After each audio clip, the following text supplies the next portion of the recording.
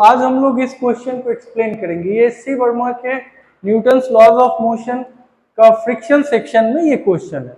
और ये क्वेश्चन इसलिए टफ है कि इस क्वेश्चन में 3 कंसेप्ट है। एक है न्यूटन्स लॉज ऑफ मोशन का कंसेप्ट, दूसरा है फ्रिक्शन का कंसेप्ट, और थर्ड इसमें कुछ मैथमेटिकल टर्म्स हैं जो आज डिस्कस करना है यहाँ पे। अगर ये सिंपल एक पुली का क्वेश्चन होता तो उसको नॉर्मली हम लोग फोर्स बैलेंस करके सॉल्व कर सकते थे, लेकिन यहाँ पे ये 3 पुलीज है, स्ट्रिंग 3 डायरेक्शन में रोटेट हो रहा है, इसलिए इसमें कंस्ट्रेंट रिलेशन का यूज होता है। तो पहले हम लोग कंस्ट्रेंट रिलेशन करते हैं मैथमेटिकल टर्म्स में, फिर इसका हम लोग लॉज ऑफ मोशन से एक्सेलरेशन फाइंड करेंगे। तो कंस्ट्रेंट रिलेशन में पहले इस स्ट्रिंग का लेंथ y ले लो और इस स्ट्रिंग का लेंथ ऑलमोस्ट y/2 ले लेते हैं, और ये स्ट्रिंग x है और ये स्ट्रिंग भी x है। अब अगर ये ब्लॉक यहां स्लाइड कर रहा है विथ सम एक्सेलरेशन, तो ये ब्लॉक भी इधर शिफ्ट करेगा कुछ एक्सेलरेशन से। तो इसका मतलब है कि इस स्ट्रिंग में अगर एक्सेलरेशन आ रहा है तो इस स्ट्रिंग में भी एक्सेलरेशन आएगा, लेकिन ये दो स्ट्रिंग जो है इन दो पुलीज के बीच और इन दो पुलीज के बीच, ये स्ट्रिंग में कोई एक्सेलरेशन, कोई लेंथ शिफ्ट नहीं होगा। तो इसलिए first of all constraint relation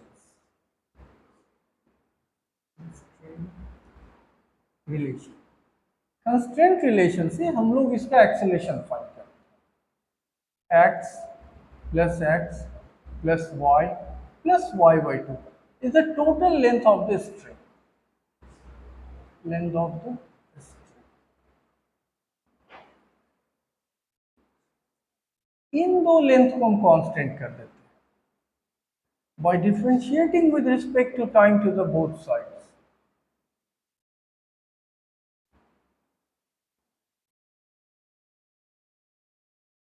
dx by dt plus dy by dt is equals to 0.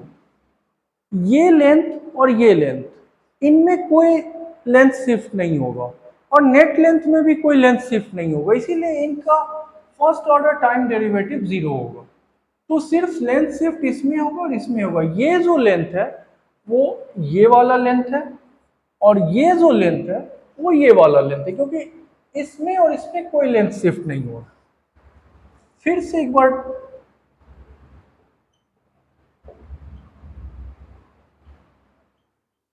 both sides.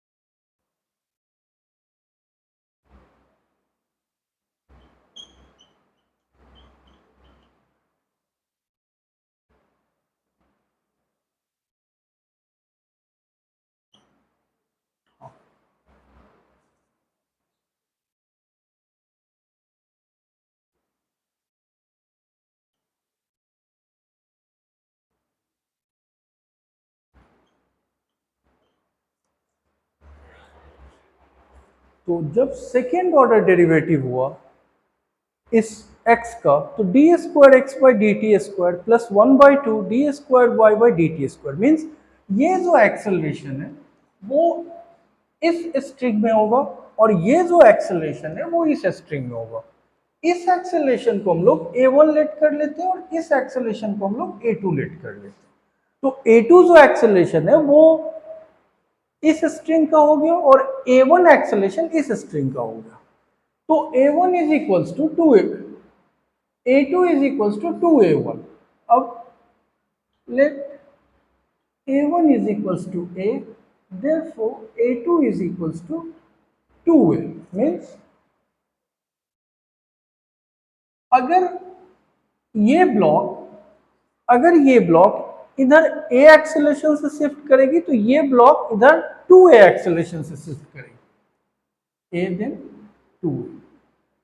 तो कंस्ट्रेंट रिलेशन का जो यूज था, कंस्ट्रेंट रिलेशन का जो यूज था, उस यूज से हम लोग ये फाइंड कर रहे हैं कि m मास का जो एक्सेलरेशन होगा टुवर्ड्स दिस वो a होगा, और ये जो स्मॉल m जो यहाँ हैंग कर रहा है इसका जो एक्सेलरेशन होगा ये होगा 2a, twice of this acceleration. तो अब हम लोग इसका न्यूटन्स लॉज ऑफ मोशन से नॉर्मल फोर्स बैलेंस करके एक्सेलरेशन फाइंड करेंगे, जैसे हम लोग फ्री बॉडी डायग्राम बनाते हैं। तो F B D of small m, small m का जो फ्री बॉडी डायग्राम होगा उसमें ये स्मॉल एम है, इसका free body diagram m g downwards और tension upwards and friction upward F1, और एक मिनट थोड़ा इसको बड़ा कर, ये M है, M का वेट mg डाउनवर्ड्स और ये स्ट्रिंग का टेंशन अपवर्ड। अब ये जो M है इसके और बिगर ब्लॉक M के बीच का जो फ्रिक्शनल कोएफिशिएंट है वो μ1 है, तो इसके बीच जब ये ब्लॉक M नीचे आएगी तो फ्रिक्शन ऊपर लगेगा, तो this friction is equals to this. तो F1 जो फ्रिक्शन है वो स्मॉल m और कैपिटल M के बीच का है, वो फ्रिक्शन ऊपर एक्ट कर रहा है। सेकेंड, ये m अगर a एक्सेलरेशन से इधर शिफ्ट करेगा तो स्मॉल m पे ये m एक नॉर्मल फोर्स n1 इधर एग्जिस्ट कर रहा है, तो ये n1 जो है वो स्मॉल m पे कैपिटल M के द्वारा अप्लाई किया हुआ नॉर्मल फोर्स है n1, और एक्सेलरेशन जो है स्मॉल m का वो है 2a डाउनवर्ड।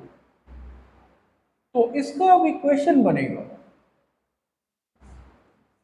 ये ब्लॉक नीचे आ रही 2a एक्सेलरेशन से, तो mg is greater than t and f1, so mg minus t minus f1 is equals to m into इसका एक्सेलरेशन 2a, ठीक है।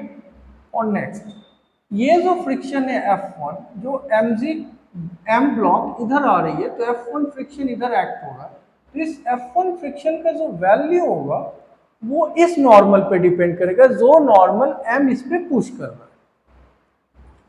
सो F1 is equals to μ1 n1।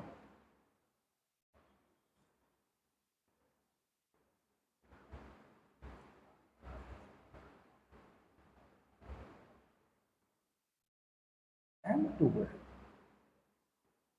और यहां से हम लोग t का वैल्यू फाइंड कर लेते हैं, mg minus μ1 n1 minus 2ma, ठीक है, ये हो गया। अब यहाँ पे n1 का क्या वैल्यू होगा, अगर ये ब्लॉक a एक्सेलरेशन से इधर मूव कर रहा है तो ये इस स्मॉल ब्लॉक पे a एक्सेलरेशन एक्सर्ट कर रहा है, और इसीलिए n1 का वैल्यू जो होगा वो small block and acceleration of bigger block.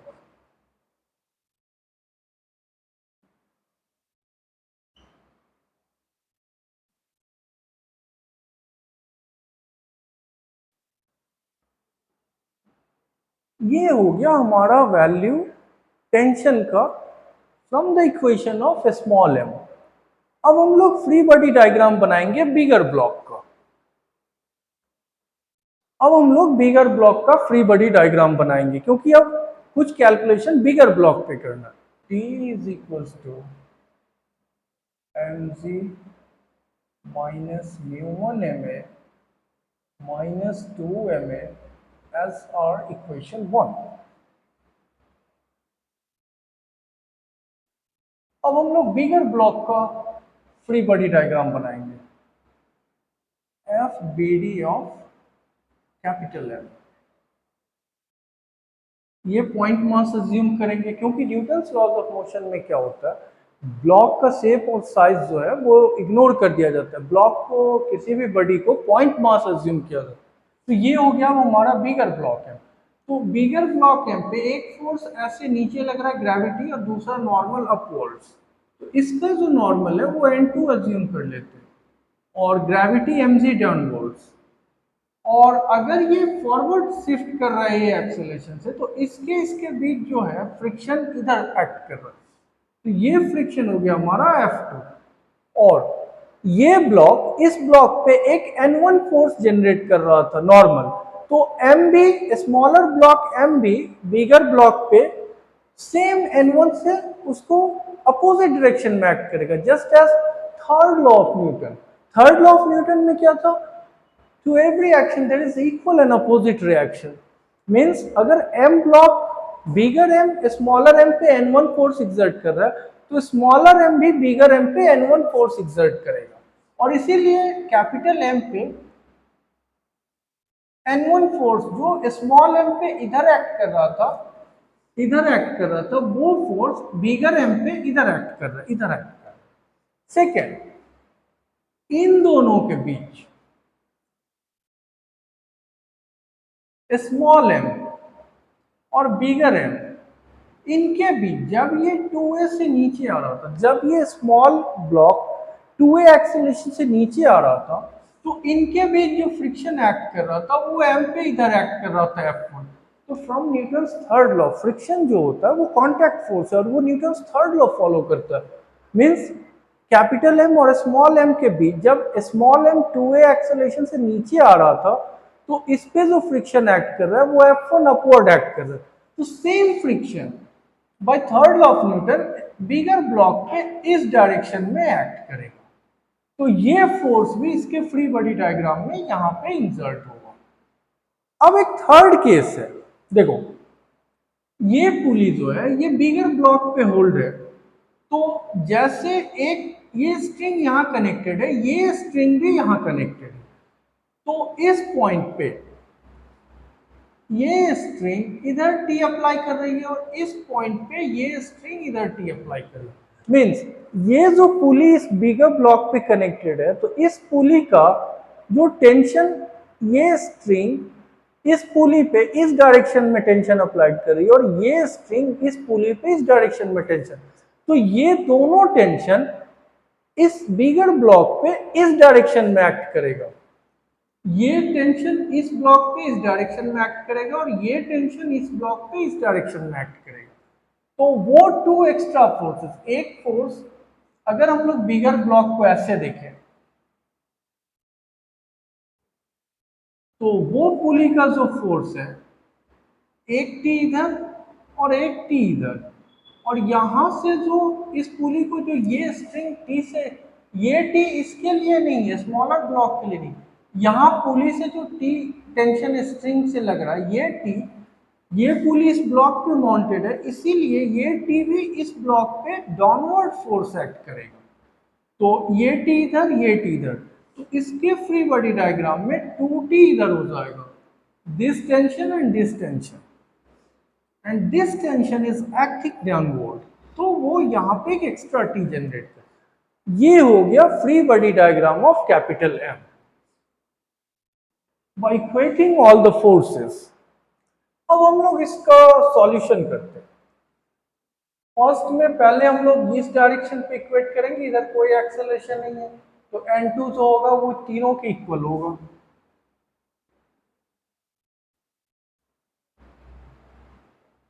mg और t का वैल्यू यहां से हम लोग डाल देंगे, तो mg minus μ1 ma minus 2 ma, और फिर फ्रिक्शन का वैल्यू डालना है, ये F1 है, ये वो फ्रिक्शन है जो स्मॉल m और m के बीच था। तो ये फ्रिक्शन हमारा μ1 ma हो, क्योंकि n1 का वैल्यू ma है, और फिर हम mg ऐड कर देंगे यहाँ पे।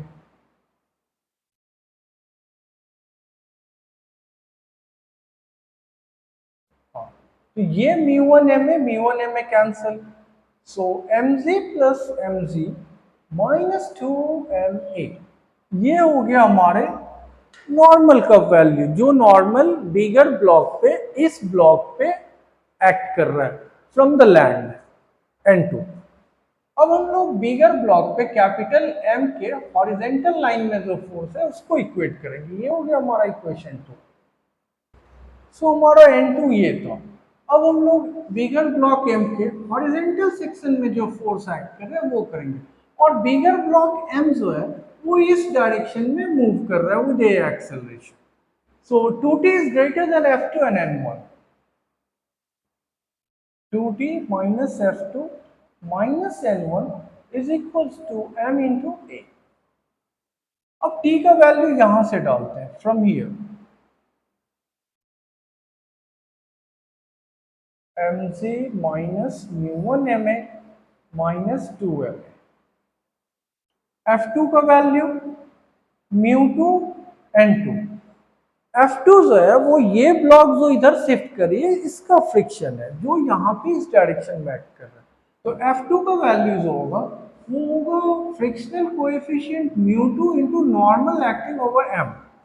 सो μ2 into N2 minus N1 is equals to ma। तो 2 mg minus μ1 ma minus 2 ma और माइनस μ2। N2 का वैल्यू हम लोग यहां से यहां डाल रहे हैं, N2 का वैल्यू हम लोग यहां से इस इक्वेशन से इसमें डाल रहे हैं।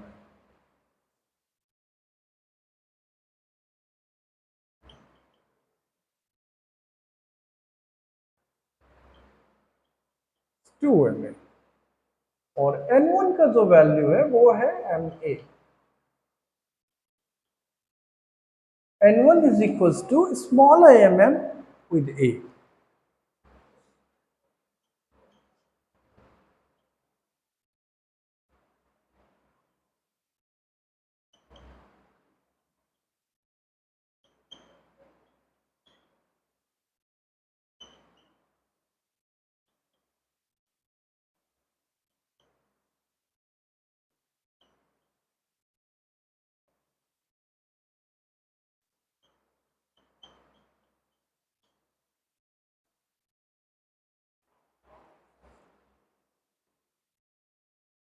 अब हम लोग फर्दर कैलकुलेशन करते हैं। 2mg इज इक्वल्स टू, इसमें सिर्फ एक इस टर्म के पास ए नहीं है और इस टर्म के पास ए नहीं है, बाकी सारे टर्म्स के पास ए है।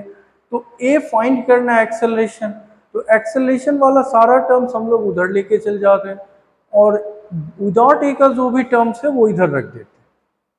तो 2mg minus μ2mg minus means plus μ2 capital mg,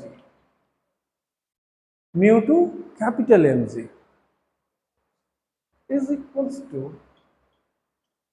ma, और ये 4ma और ये ma, ये हो जाएगा हमारा 5ma माइनस 5ma और इधर आने पे प्लस 5ma, और ये टर्म जो है और ये टर्म ये दोनों नेगेटिव में है और इधर आने पे प्लस हो जाएगा।